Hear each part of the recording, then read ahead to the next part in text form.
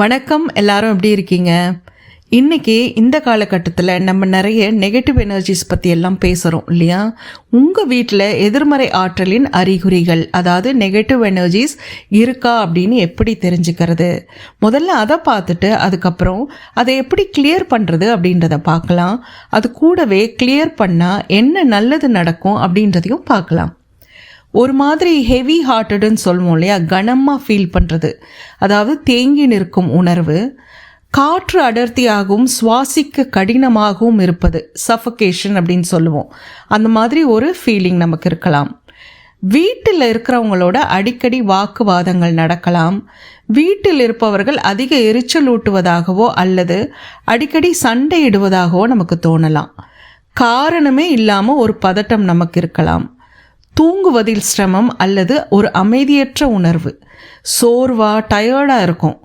பொதுவான அமைதியின்மை அல்லது அசௌகரியம், குறிப்பாக வீட்டில் சில பகுதிகளில் நம்ம நடமாடும்போது அந்த பகுதிகளில் நம்ம பதட்டமாகவோ அல்லது அமைதியற்றதாகவோ உணரலாம், காரணமே இல்லாமல். பொருட்கள் அடிக்கடி உடைவது அல்லது பழுதடைவது, இது சில நேரங்களில் தேங்கி நிற்கும் ஆற்றலுக்கு காரணமாக இருக்கக்கூடும். சரியான கவனிப்பு இருந்தும் வீட்டில் இருக்கும் தாவரங்கள் வாடுவதும் நெகட்டிவ் எனர்ஜினால இருக்கலாம்.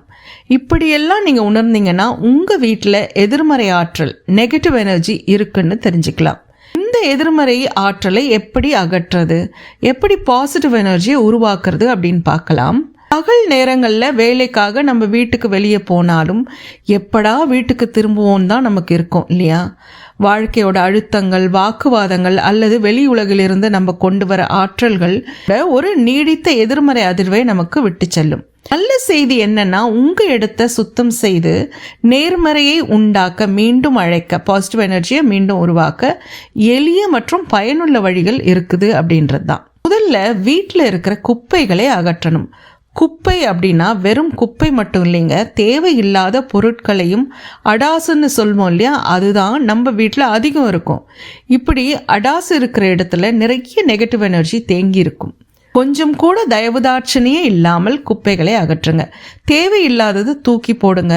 இல்லை அப்புறம் தேவைப்படும் அப்படின்னு நீங்கள் நினச்சிங்கன்னா நீட்டாக அதை எடுத்து எங்கேயாவது அடுக்கி வைங்க. ஒவ்வொரு அறைக்கும் சென்று இதையே செய்யுங்க. உங்களுக்கு உதவாத பொருட்கள் வேறு யாருக்காவது உதவும்னு நீங்கள் நினச்சிங்கன்னா அந்த பொருள் நல்ல நிலையில் இருந்துச்சுன்னா தானம் செஞ்சுருங்க. சுத்தமாக கிளட்டர் இல்லாத இடம் தெளிவான மனதையும் தெளிவான ஆற்றல் ஓட்டத்தையும் நமக்கு உருவாக்கும். ஸோ அதை முதல்ல பண்ணுங்க. தூசி தட்டுங்க, துடைத்து சுத்தமாக வைங்க. மூளைகளிலும் தூசி சேரும் இடங்களிலும் கவனம் செலுத்துங்க. அடுத்தது, உங்கள் வீடு நல்ல காத்தோட்டமாகவும் வெளிச்சமாகவும் இருக்கணும். ஜன்னல்களையும் கதவுகளையும் முடிஞ்ச போதெல்லாம் திறந்து வைங்க. வெளியிலிருந்து வரும் புதிய காற்று நெகட்டிவ் எனர்ஜியை கிளியர் பண்ணும். உங்கள் வீட்டை திறந்து தேங்கி நிற்கும் எதிர்மறை ஆற்றல் வெளியேறவும் புதிய நேர்மறையான ஆற்றல் உள்ள வரவும் அது கொஞ்சம் அனுமதிங்க. குறைந்தது 10லிருந்து 15 நிமிடங்களாவது நல்ல காத்தோட்டமாக வைக்கிறது ரொம்ப நல்லது. புகை போடுறது பல கலாச்சாரங்களில் இந்த இடங்களில் எதிர்மறை ஆற்றலில் இருந்து சுத்தப்படுத்த பயன்படுத்தப்படும் ஒரு பழங்கால நடைமுறை. நிறைய கலாச்சாரங்களில் இதை நம்ம பார்த்துருப்போம். நம்ம வீடுகளில் கூட சாம்பிராணி போடுறது இதனால தான். சாம்பிராணி போடுங்க. சாம்பிராணி போடும்பொழுது கேர்ஃபுல்லாக இருங்க. ஏன்னா நீங்கள் எந்த சாம்பிராணி யூஸ் பண்ணுறீங்கன்றது ரொம்ப முக்கியம். நேச்சுரலாக கிடைக்கிற அந்த சாம்பிராணியை தான் யூஸ் பண்ணணும். இப்போ மார்க்கெட்டில் நிறைய கெமிக்கல்ஸ் ஆட் பண்ண சாம்பிராணிகள், வாசனை வரத்துக்காக நம்ம நிறைய கெமிக்கல்ஸ் ஆட் பண்ணுறாங்க. அதெல்லாம் வாங்கி போடாதீங்க. அது உங்களுக்கு நிறைய சஃபகேஷனாக, இன்ஃபேக்ட் உங்கள் சிம்டம்ஸ் அதிகம் தான் ஆக்குமே தவிர நெகட்டிவ் எனர்ஜிஸை கிளியர் பண்ணாது. ஸோ சுத்தமான சாம்பிராணி போடுங்க. இதையும் தாண்டி நீங்கள் இருக்கிற இடத்துல சேஜ் லீவ்ஸ், அதாவது அழிஞ்சல் இலைகள் கிடைச்சதுன்னா ரொம்ப நல்லது. ஏன்னா சேஜ் லீவ்ஸ் நெகட்டிவ் எனர்ஜியை கிளியராக சுத்தமாக எடுத்துரும், அப்படியே உறிஞ்சி எடுத்துரும். உலர்ந்த வெள்ளை சேஜ் ஒரு கத்து எடுத்து ஜன்னல் கதவு திறந்து எல்லாத்தையும் திறந்து வச்சுட்டு சேஜோட நுனியை பற்ற வச்சு மூல முடுக்கல் எல்லாம் காட்டுங்க. அடுத்தது உப்பு. எதிர்மறை ஆற்றலை சுத்தப்படுத்துகிற இன்னொரு இயற்கையான பொருள் உப்பு. இது எதிர்மறை ஆற்றலை அப்படியே உறிஞ்சி எடுத்துரும். உங்கள் வீட்டில் வெவ்வேறு பகுதிகளில், குறிப்பாக மூலைகளிலோ அல்லது தேங்கி நிற்கும் அறை, அந்த கார்னர்ஸ் இருக்கும் இல்லையா, அந்த அறைகளில் சிறிய கிண்ணங்களில் கடல் உப்பு அல்லது கல் உப்பை வைக்கலாம். எதிர்மறை ஆற்றலில் உறிஞ்சுவதற்கு 1-2 நாட்கள் விட்டுட்டு அப்புறம் அந்த உப்பை எடுத்து வெளியில் தூக்கி போட்டுருங்க. சமையலுக்கு தயவுசெய்து அதை யூஸ் பண்ணாதீங்க. இல்லைனா ஒரு ஸ்ப்ரே பாட்டில் எடுத்து அதில் ஒரு தேக்கரண்டி கடல் உப்பு தண்ணீரோடு கலந்து அறைகளின் மூலைகள், ஜன்னல்கள் மற்றும் கதவுகள் இந்த இடத்துல நீங்கள் எங்கெல்லாம் ஹெவி ஹார்ட்டடாக ஃபீல் பண்ணுறீங்க அந்த கார்னர்ஸ்லலாம் இதை வந்து ஸ்ப்ரே பண்ணலாம். துணிகள் மேலே அடிக்காமல் பார்த்துக்கோங்க. தரையை துடைக்கும் போது சுத்தம் செய்யும் தண்ணியில் கொஞ்சமாக உப்பு சேர்த்து துடைக்கலாம். வெளியில் போயிட்டு வந்து குளிக்கும்போது உப்புத்தூள் தேய்த்து குளித்தா நம்ம ஆரால ஒட்டி இருக்கும் நெகட்டிவ் எனர்ஜி போயிடும். உங்களுக்கு ஸ்கின் அலர்ஜிஸ் மட்டும் ஏதாவது இருக்கான்னு மட்டும் பார்த்துக்கோங்க. இல்லைனா நீங்கள் உப்பு தேய்ச்சி குளிக்கிறது ரொம்பவே நல்லது. இந்த நான் சொன்ன உப்பு எங்கெல்லாம் யூஸ் பண்ணணும்னு சொன்னனோ எல்லா இடத்துலையும் நீங்கள் கடல் உப்பு மட்டும்தான் யூஸ் பண்ணணும். வெளியில் அந்த பேக்கெட்டில் கிடைக்கிற அந்த கெமிக்கல்ஸ் ஆட் பண்ண உப்பு வந்து நீங்கள் தயவுசெய்து அதை யூஸ் பண்ணாதீங்க. கடல் உப்புக்கு மட்டும்தான் அந்த தன்மை உண்டு, அந்த நெகட்டிவ் எனர்ஜிஸை உறிஞ்சிற தன்மை. அதனால தான் நம்ம கடற்கரைக்கெலாம் போகும்பொழுது வி ஃபீல் ஸோ குட். ஏன்னா வந்து அந்த உப்பு தண்ணிக்கு வந்து அந்த நெகட்டிவ் எனர்ஜிஸை எடுத்துகிற தன்மை உண்டு. அடுத்தது பெல்ஸ் அண்ட் சைம்ஸை யூஸ் பண்ணலாம். விண்ட் சைம்னு சொல்கிறோம் இல்லையா, அதெல்லாம் நீங்கள் ஜன்னல்கள் கதவுகள் கிட்ட நீங்கள் மாட்டலாம். பெல்ஸ் ரொம்பவே நல்லது. இந்த டிபெட்டன் பவுலுன்னெலாம் சொல்லுவாங்க, அதில் அப்படியே சுற்றும் பொழுது அதில் ஒரு ஓசை எழும்பும்.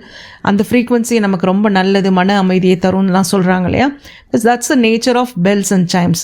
ஸோ இதெல்லாம் வந்து இந்த பெல்ஸ் அண்ட் சைம்ஸ் அதுலேருந்து வரும் ஓசை பிரகாசமான ஒளிகள் எதிர்மறையை விரட்டும். ஒவ்வொரு ஜன்னல்கள் அல்லது கதவுகளுக்கு அருகில் விண்ட் சைம்ஸை தொங்க விடலாம். அடுத்தது முக்கியமான ஒரு விஷயம் மந்திரங்கள். குறிப்பாக ஓம் மந்திரம், ஓம் நம சிவாயா, இந்த மாதிரி மந்திரங்கள் எல்லாம் அதெல்லாம் நீங்கள் சத்தமாக சொல்லலாம். இல்லைனா அந்த மந்திரங்களை ஓட விடலாம். நீங்கள் ஏதோ வேலையாக இருக்கீங்கன்னா அந்த மந்திரங்களை ப்ளே பண்ணி விட்டுருங்க, அது பாட்டுட்டு ஓடும். உங்களுக்கு பிடிச்ச சாமி பாடல்களை ப்ளே பண்ணலாம். ஒரு ஆச்சரியமான விஷயம் சொல்லவா, நம்ம கை தட்டுறோம்ல அந்த ஒளியும் நெகட்டிவ் எனர்ஜியை கிளியர் பண்ணி நேர்மறை ஆற்றலை உருவாக்கும்.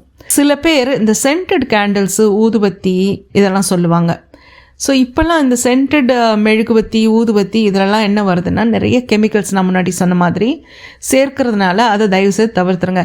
கேண்டில்ஸ், ஊதுபத்தி ஏற்றலாம், கேண்டில்ஸ் ஏற்றலாம்லாம் சொல்லுவாங்க. ஆனால் இப்போ வரத்தில் மார்க்கெட்டில் இருக்கிறதுல நிறைய இந்த சென்டட் வந்து கெமிக்கல்ஸ் தான், அதனால் அதை அவாய்ட் பண்ணிவிடுங்க. நான் இங்கே சொல்லியிருக்கிறதெல்லாம் ரொம்ப எளிமையான செலவில்லாத செய்யும் வழிமுறைகள் தான் இல்லையா. நீங்கள் ஜன்னல் கதவு அதெல்லாம் திறந்து வைக்கிறதா இருக்கட்டும், மந்திரங்கள் ப்ளே பண்ணுறதா இருக்கட்டும், உப்பு வைக்கிறதா இருக்கட்டும், பெல்ஸ் சைம்ஸ் எல்லாம் போடுறது, இது எல்லாமே வந்து நீங்கள் ரொம்ப ஈஸியாக எளிதாக செலவு இல்லாமல் செய்யக்கூடிய விஷயங்கள். இது எல்லாமே செய்யுங்க. நீங்கள் வந்து தொடர்ந்து சில நாட்கள் செஞ்சுட்டு, ஒரு மாதம் செஞ்சுட்டு அதுக்கப்புறம் உங்களுக்குள்ளே என்ன மாற்றத்தை ஃபீல் பண்ணுறீங்க, உங்களை சுற்றி இருக்கவங்க, வீட்டில் இருக்கவங்க, மற்றவங்க கிட்ட என்ன மாற்றத்தை ஃபீல் பண்ணுறீங்க, ரிலேஷன்ஷிப்ஸ் பெட்டராக இருக்கா, உங்களுக்கு தூக்கம் நல்லா வருதா, நல்ல அமைதியாக இருக்க முடியுதா அப்படின்றத நீங்கள் அப்சர்வ் பண்ணிவிட்டு உங்கள் எக்ஸ்பீரியன்ஸை ஷேர் பண்ணுங்கள். ஸோ உங்களுக்கு கேள்விகள் எதாவது இருந்தால் சொல்லுங்கள். லைக் பண்ணுங்கள், ஷேர் பண்ணுங்கள், சப்ஸ்கிரைப் பண்ணுங்கள். நான் உங்களை அடுத்த காணொளியில் சந்திக்கிறேன். நன்றி.